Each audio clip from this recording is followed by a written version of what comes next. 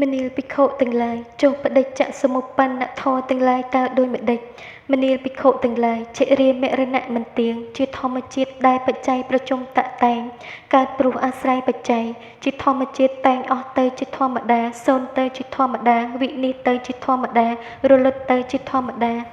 បុគ្គលកាលណាមិនបានឃើញនៅការកើតនិងការសូន្យទៅនៃបញ្ចក្ខន្ធទេ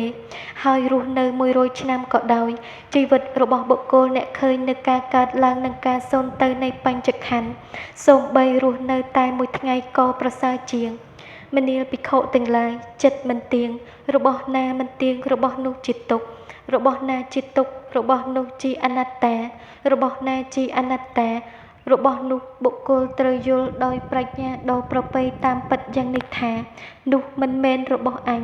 នោះមិនមែនជាអញនោះមិនមែនជាខ្លួនរបស់អាត្មាអញទេ